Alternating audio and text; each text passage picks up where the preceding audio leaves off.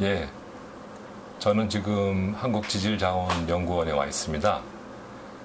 제가 여기 왜 왔냐면은 홍성수 선생님의 자제분이 여기 연구원으로 재직하고 계십니다. 안녕하세요. 안녕하세요. 예, 홍성수 선생님께 이남일녀 자제분이 계시는데요.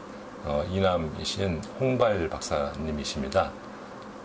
홍 박사님 본인 소개 잠깐 해주시겠어요? 여기 기관 소개하고 네. 본인 하시는 일도 좀 소개해 주시죠. 네, 안녕하세요. 저는 한국지질자원연구원에서 지질박물관에서 화석을 연구하고 있는 홍발입니다. 한국지질자원연구원에 근무를 시작한 것은 2014년 10월부터입니다. 예. 서울대학교의 지질학과 네. 나오셨죠? 예. 아주 옛날에 뵌 기억이 나고 최근에 뵈지 못했는데 가족분 소개도 잠깐 해주시죠. 네, 홍승수 교수님으로는 이남 일녀 맨 위에 형이 있고 그 다음에 누님이 있고 제가 있습니다. 형님이 지금 서울대 수학과 네, 네. 예, 교수로 계시고, 예. 홍 선생님의 이제 제자분들하고 여러 가지 교육적인 면, 또 학문적인 면에 대해서 이야기를 많이 나눴는데요. 우리 홍 박사님께서 홍 선생님의 어떤 다른 면, 가정에서의 면, 또 사회에서의 면, 이런 면 좀 말씀 들려주실 수 있으실까요? 지금 생각나는 것 중에 한 가지는 저녁 식사 시간을 항상 지키셨던 기억이 나요. 그래서 급한 일이 아무리 있어도 집에 항상 저녁 시간에 맞춰서 들어오셔서 가족들이 다 같이 모여서 저녁 식사했던 기억이 갑자기 생각이 나네요. 그래서 바쁜 중에서도 항상 가족들을 위해서 시간을 할애하셨던 기억이 납니다. 예. 저희가 기억하는 한 가지 측면은 홍 선생님께서 매사에 아주 철저하셨어요. 네. 예, 그런데 그런 그 철저함의 성격이 집안에서는 어떻게 구현이 됐는지 궁금하네요. 매번 느끼는 건데 밖에서는 굉장히 철저하신 면을 보였지만 집안에서는 굉장히 다정한 모습을 보여주시는 아버지셨습니다. 그래서 밖에 분들과 얘기를 나누면서 많이 느끼는 점은 밖에 분들이 생각하시는 아버지와 우리 자녀들이 생각하는 아버지는 굉장히 다른 모습이었던 게 신기했었습니다. 의외네요. 아버님한테 어떤 그 가장 많은 영향을 받았다면 어떤 면을 받으셨나요? 아버지 교육적인 철학 중에 하나는 자녀들이 하고 싶어 하는 거를 항상 자유롭게 존중해 주시고, 예, 그랬던 기억이 나요. 그래서 형 또한 그렇고 저 또한 그렇고 어렸을 때부터 자기가 하고 싶었던 일을 계속 이어서 할 수 있게 되었던 것 같습니다. 예. 네, 하여튼 이렇게 홍승수 선생님 자제분을 만날 수 있게 돼서 정말 기쁘고요. 또 이렇게 천문학은 아니고 지질학이지만 과학자 일원으로서 연구할 수 있는 현장을 봐서 정말 반갑습니다. 네, 홍 박사님 감사합니다. 네. 예. 저희 아버지 항상 생각해 주셔서 감사드립니다.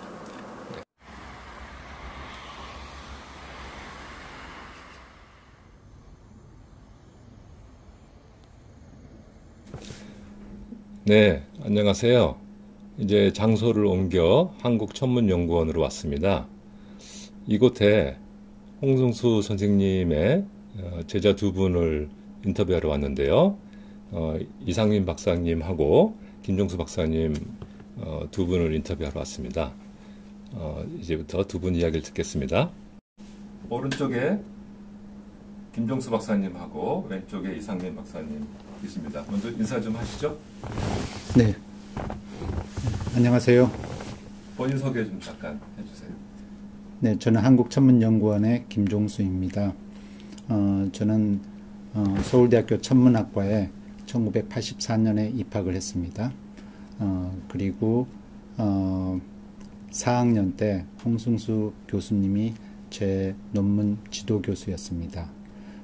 그리고 석사, 박사 과정을 모두 홍승수 교수님의 지도를 받았고 천문연구원에 오게 됐습니다.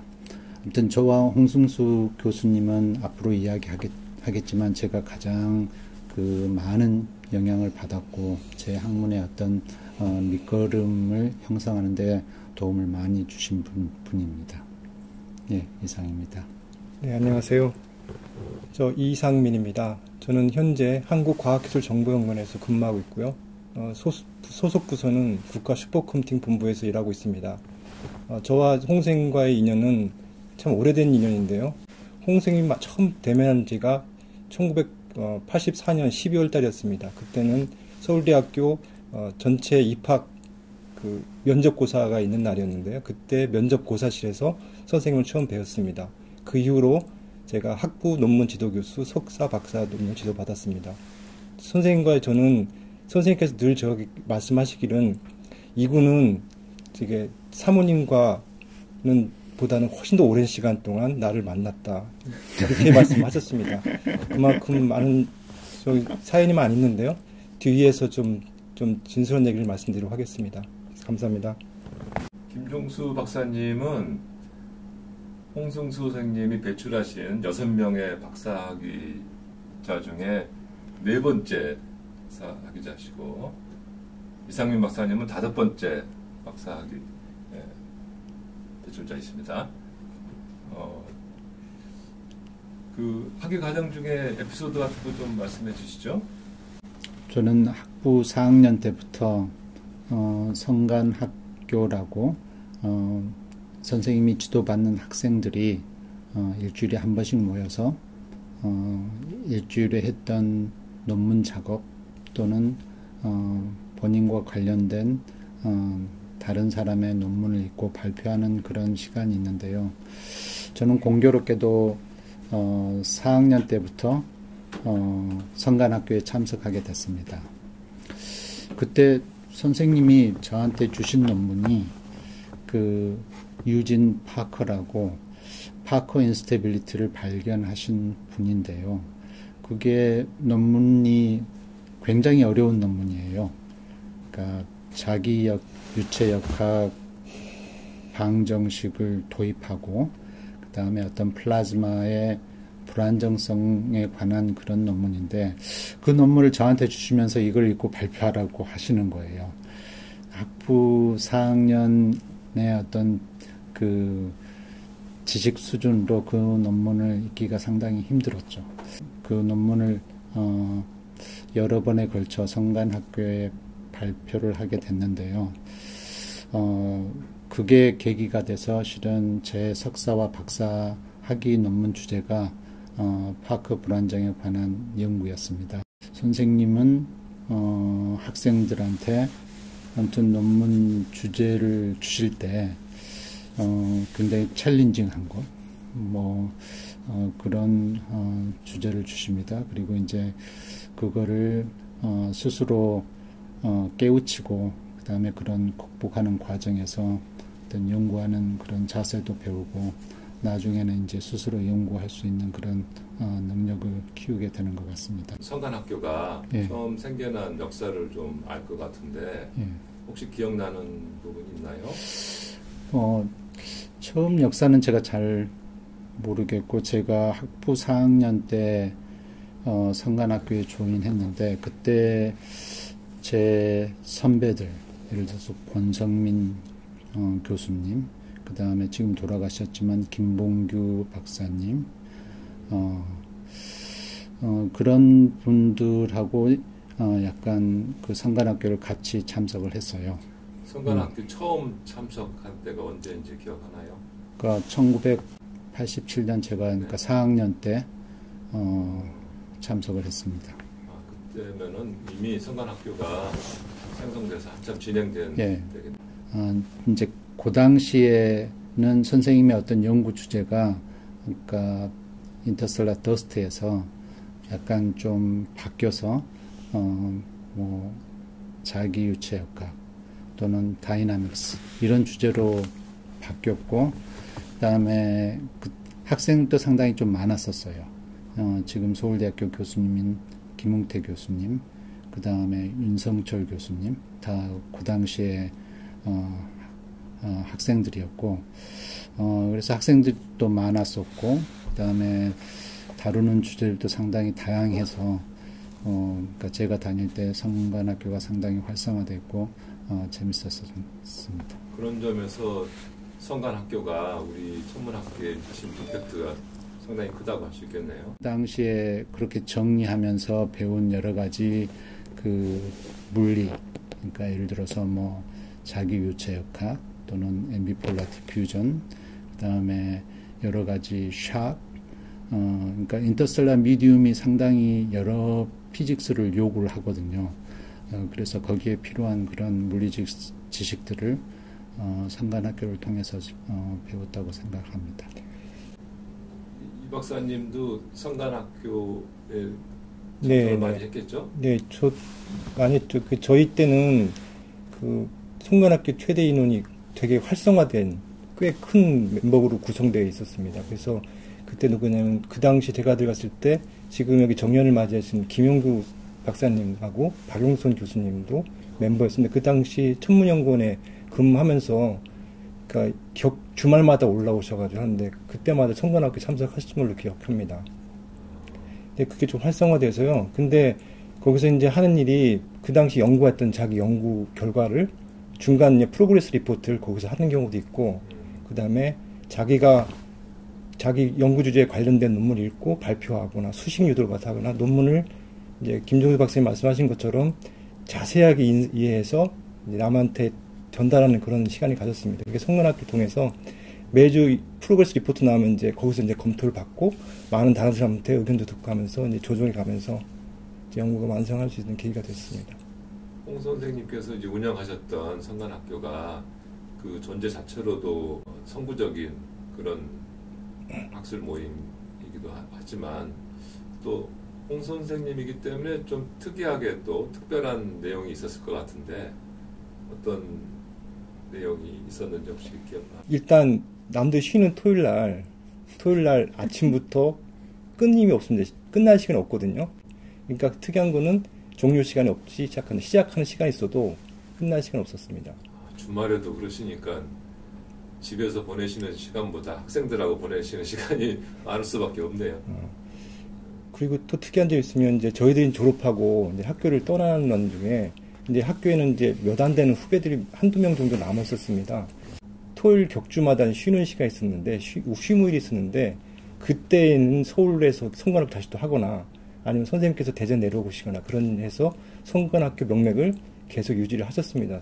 거기 고흥 내려가시기 전까지는 계속 있었던 걸로 알고 있습니다.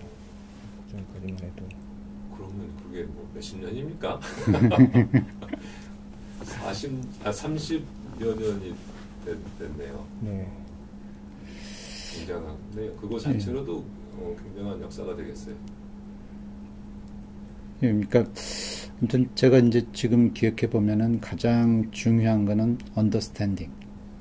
예, 그러니까 뭔가 새로운 개념이 나온다든가 아니면은 기존의 사람들이 이제 항상 많이 쓰는데 그걸 내가 이해하고 있는지 이해하고 있지 않는지 그런 언더스탠딩을 굉장히 중요시 여겼어요. 그리고 발표할 때 그런 본인이 언더스탠딩 하지 않으면은 그거를 다른 사람한테 이해시킬 수도 없고 그 다음에 엉뚱한 소리 하면은 굉장히 혼나고 어쩔 때는 또 학생들이 그 잘못 발표하거나 발표가 미진하면은 또 선생님이 다음에는 선생님 본인이 하시겠다 그래가지고 굉장히 정리를 잘해 오셔서 그걸 이제 굉장히 깔끔하게 발표하시고 뭐 그런 정도 있었어요. 제 기억에는 그 언더스탠딩에 도달하는 어떤 체계적이고 테크니컬한 그 방법이 홍 선생님이 남달랐던 것 같아요. 예, 그러니까 그게 실은 노트 정리거든요. 왜냐면은 노트 정리도 그걸 그대로 베끼지 말고 항상 말씀하시는 건 자기 워딩을 써서 노트 정리를 해라. 뭐 이런 거예요. 자기 워딩이라는 게 그거를 읽고 이해한 다음에 노트 정리를 하라는 거죠. 근데 이제 보면은 논문을 읽을 때 그 언더스탠딩하고 내가 이제 노트 정리를 하고 노트 정리를 끝낼 때의 언더스탠딩하고는 굉장히 달라요. 그래서 아무튼 그 노트 정리가 실은 이제 굉장히 그 논문 전체적으로 이해하는데 굉장히 도움이 많이 됐던 것 같아요. 당시만 해도 80년대니까 토론이나 뭐 서로 논쟁을 하거나 그런 분위기는 아니었고 과학 분야에서도 주로 책을 읽고 논문을 읽고 흡수하고 이해하는 그런 식의 언더스탠딩이었는데 네, 그렇죠. 내 기억에 홍 선생님은 토론을 많이 시키고 그렇죠? 그래서 네. 남의 주장을 이해하는 훈련 또 자기 생각이 틀려서 수정하는 그런 훈련 이런 걸 많이 시키셨던 것 같아요. 기억나는 거는요. 그 매주 월요일인가 화요일 날 콜로키움 시간 있었잖아요. 네. 콜로키움 때 외부인 연사나 아니면 그러면 과의 교수님이나 아니면 대학원생 졸업에 임박한 선배들이 이제 발표를 하면 이제 들어가는데 그 선생님이 그 마치 이제 거기 담당 반장처럼 돌아다니면서 대학원생이 참석하니까 이게 질문을 하는 걸 유도를 이렇게 하세요. 저는 기억이 나는데 그래서 그 당시 또 콜로키움 들어가서 질문 하나 안 하면 또 마치 꾸지람 받을 것 같은 압박감 받아가지고 저는 그런 기억이 나거든요. 성관학교 시간에도 질문하라고 시켜요. 나중에 질문 않고 있으면 맞아. 질문을 일부러 시켜요. 근데 이제 지금 생각해 보면은 그게 그러니까 누군가의 톡을 듣고 질문을 하려고 그러면은 그 톡을 이해하려고 굉장히 노력을 해야 되고 그다음에 이제 그러한 어떤 자기가 알고 있는 지식하고 그다음에 이제 연사가 전달하는 내용 그곳에 이제 어떤 괴리가 생겼을 때 이제 질문거리가 생기고 이제 그거를 물어봄으로써 이제 자기의 궁금증이 해결되는데 그러니까 질문이야말로 그러니까 굉장히 중요한 프로세스거든요. 근데 이제 성관학교를 떠나서 이제 우리 연구원에 와서 뭐 항상 콜로키움 같은 거를 하는데 그러면은 그때 트레이닝이 돼 있기 때문에 항상 질문을 서슴없이 하고 그다음에 그런 질문의 프로세스를 통해서 아무튼 내 자신이 다른 사람의 어떤 일을 좀 더 그러니까 잘 이해할 수 있고 또 집중해서 톡을 들을 수 있고 아무튼 그런 어떤 훈련 방식이 상당히 좋았던 것 같아요. 직접 지도를 받은 지도 학생으로서 홍승 선생님의 그 교육자적인 측면을 좀 더 이렇게 넓게 얘기한다면은 어떻게 기억을 하시나요? 제가 이제 처음 논문을 낼 때, 제가 처음 이제 드래프트를 만들어서 선생님한테 드렸는데, 선생님이 그거를 쭉 읽으시고 저한테 긴 노트를 써서 주셨어요. 한 6페이지. 예, 6페이지. 그것도, 그래서 이제 조목조목, 그러니까 인트로덕션 어디를 고쳐야 되고, 그 다음에 전반적으로 논문의 어떤 톤은 너무 매스메티컬하니까 조금 더 살을 붙여서 좀 논문을 쓰라고 한다던가 그 다음에 어떤 부분은 뭐 너무 테크니컬 한다던가 뭐 그런 것들을 6페이지에 거쳐서 그거를 저한테 그러니까 써서 저한테 주신 거죠. 그래서 저희가 이제 컴퓨터로 워드 프로세서를 해서 논문을 드리면은 선생님은 그거를 이제 컴퓨터로 쓰지 않으시고 이제 핸드라이팅으로 이제 코멘트를 달아주세요. 근데 굉장히 많은 빨간 글씨가 한 페이지에 꽉 차게 새빨갛죠. 예, 빨갛게 이제 고쳐주시거든요.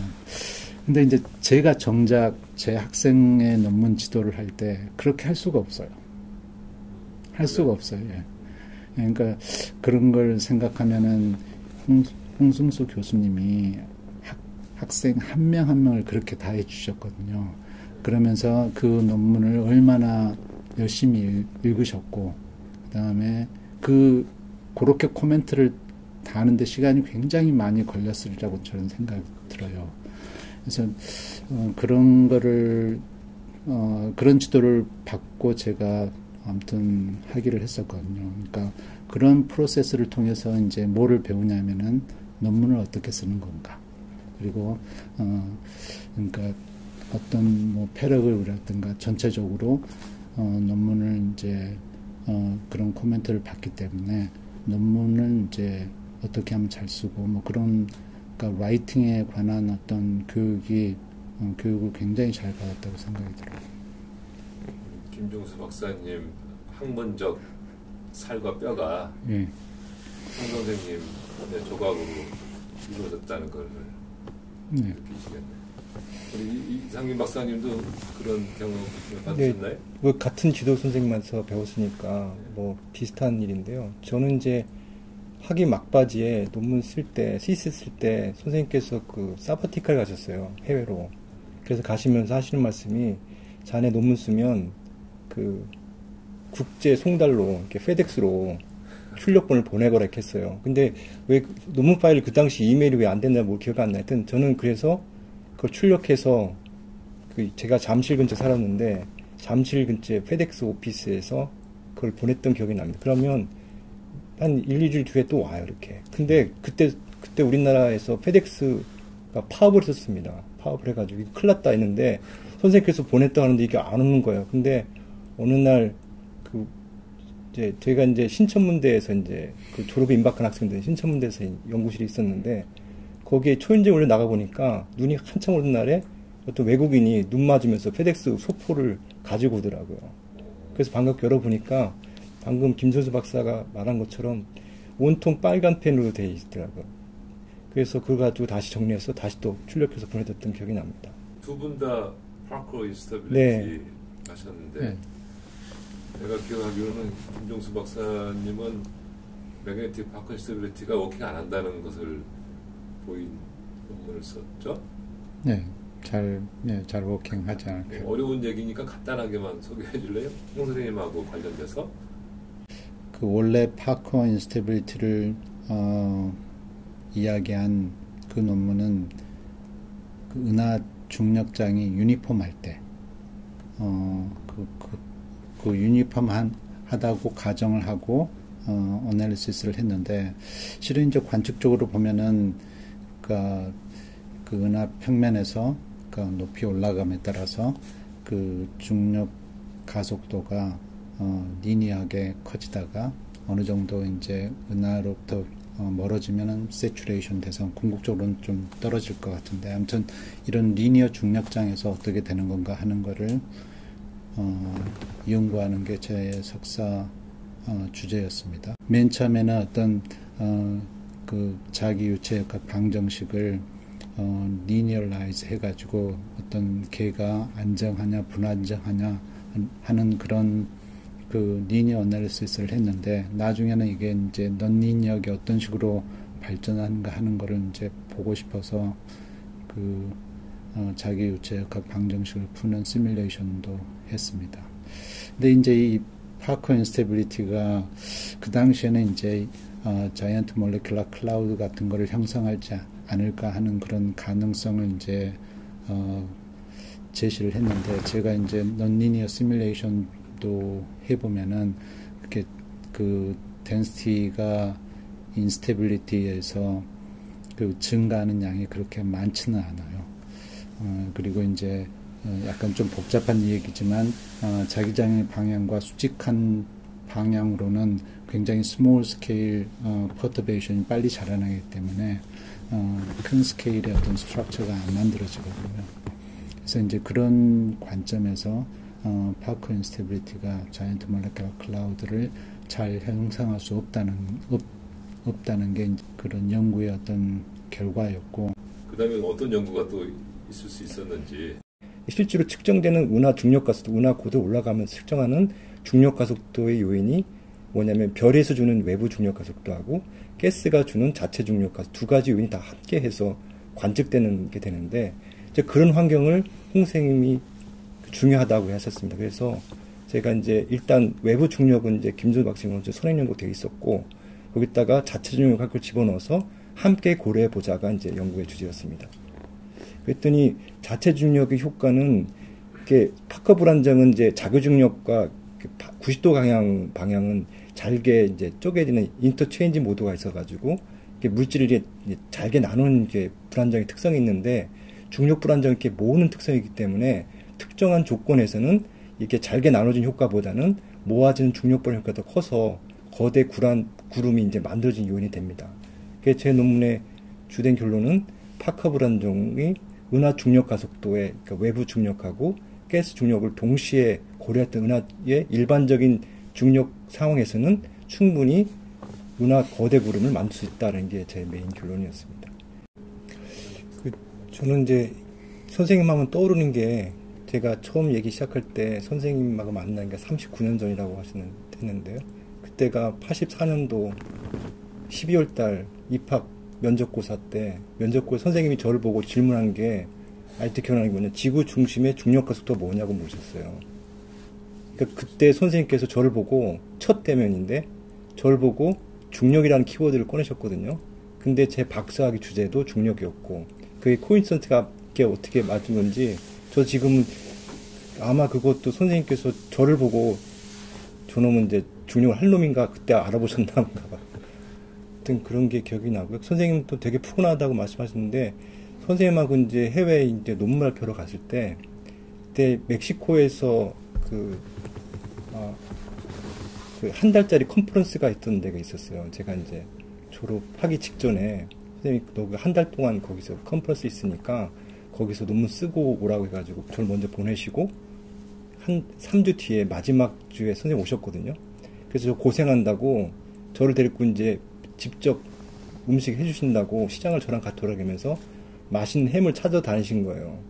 그래서 이제 저 이제 기억나는 선생님 그 호텔 방에서 그 햄을 사다가 이렇게 구워 먹었던 기억이 납니다. 그게 상당히 자상하신 면을 봤고요. 그 이후에도 상당히 자상하신 면을 저는 봤습니다. 선생님께서 점점 자상해지셨나? 저희 때는 안 그랬는데. 선생님께 어느 날 저를 보더니 무슨 말씀하시냐면, 그러니까 당신 친구 중에 자기를 보고 성격이 고약하다는 친구가 있다고 그렇게 말씀하시면서 자네가 보기에는 내 성격이 어떤가 잘 물으신 적이 있어요. 그러니까 뭐냐면 친구 말은 그러니까 그분이 이제 선생님이 친구분이니까 이제 뭐라고 하면 야 승수야 너는 그렇게 열심히 성당 다니면서 성격이 왜 그 모양이니? 그런 말씀에서 자네 생각 어떠냐고 물으신 거예요. 그래서 저는 어떻게 대답했냐면 순간 잠깐 멈칫하면서 선생님께서는 모든 거에 완벽하시니까 하시려고 노력하니까 선생님의 영적인 세계에도 완벽성을 기하실 것 같으니까 당연히 하나님을 이렇게 믿지 않으면 안 되는 성격인 것 같다 이렇게 말씀드렸거든요. 그러니까 선생님이 그걸 인정하시는지 아무 말씀 안 하시더라고요. 그만큼 선생님은 학생 지도면 지도, 그 다음에 자기 생활, 가족 모든 면에서 인간이 할 수 있는 최선의 노력을 다 하신다는 분이라고 생각됩니다. 그래서 저는 그런 면이 참 외부 사람들이 좀 힘든 걸 느끼지 몰라도 그 각각을 보면 많은 사람한테 그 덕을 이렇게 많이 베푸셨던 분으로 기억합니다. 그래서 인생에 그런 분을 만났다는 게 저한테 큰 행운이었습니다. 홍승수 교수님이 어떤 제천에서 생활하실 때 그때 이제 여러 번 선생님을 찾아뵀었는데 그때는 그 암 치료 하시는 그런 시기였거든요. 네. 그리고 사모님도 상당히 불편하셨고 그런데 가보면은 항상 뭐를 하시고 계세요. 그래서 이제 처음에는 이제 집이 좀 사셔가지고 그 정원 가꾸는가 가보면 해년마다 정원이 바뀌어져 있어요. 그래서 정원의 모습이 이제 갖추어져 갔고 그다음에 그 당시에 이제 책도 2권이나 쓰셨고 그러니까 아무튼 투병을 하시면서도 아무튼 열심히 사신 거죠. 아무튼 그래서 뭐 보통 사람들이 할 수 없는 그러니까 본인을 힘드셨음에도 불구하고 아무튼 그런 거를 계속 푸시를 해서 그런 이제 책도 쓰시고 굉장한 분이시구나. 그리고 이제 아무튼 그런 분은 이렇게 흔하지 않는데 아무튼 이제 아무튼 조금 더 계셔서 좀 더 컨트리뷰션 하셨으면 좋았을 텐데 아무튼 좀 빨리 돌아가신 그런 기분이 듭니다. 네. 두 분하고 홍성수 선생님을 해부할 수 있는 뜻깊은 시간을 갖게 돼서 즐거웠습니다. 네, 감사합니다. 예, 고맙습니다. 예.